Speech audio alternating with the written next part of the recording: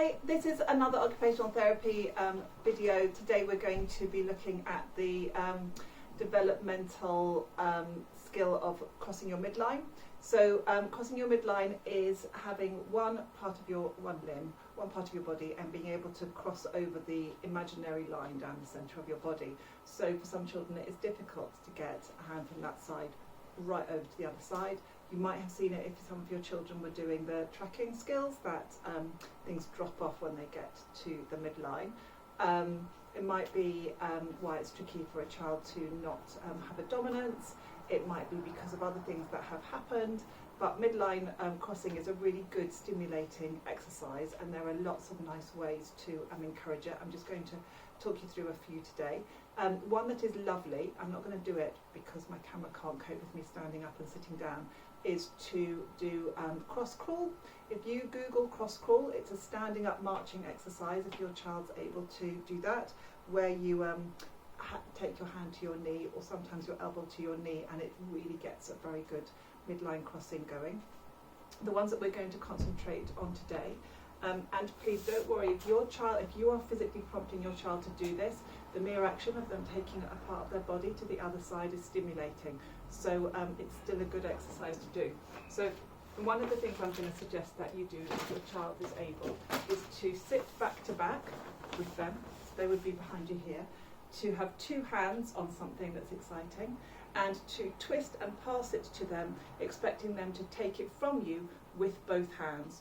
So they would take it from you, they would take it round this side, and you would collect it from them, twisting and collecting from two hands. So it's two hands to two hands, and that's what gets the lovely twist. But what I actually wanted to show you today, which is because I've been seeing all the nice rainbows that everybody's been drawing, and a rainbow is a wonderful way to do some midline crossing, and that is to have your nice fat pens ready. Don't worry about pencil grips necessarily for this exercise. For some children, the fact that they're crossing their midline is enough of an exercise in itself. We don't need to add the pencil grip aspect to it as well. But if you want to encourage it, I would say go for chubby pens, go for putting them into the web spaces, and you'll hopefully find that for some children that makes it easier for them to grip with a better pencil grip. But as I said, when it comes to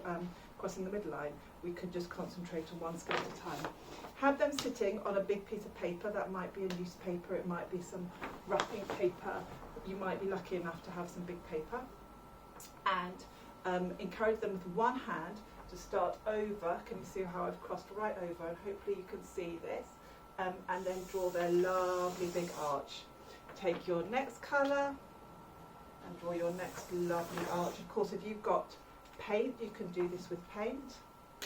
Next arch, and you can see that I'm really having to cross my midline. If you want to do the lines yourself and have them go in between, so there is less for them to think about while they're just concentrating on their midline crossing, of course that's a good idea.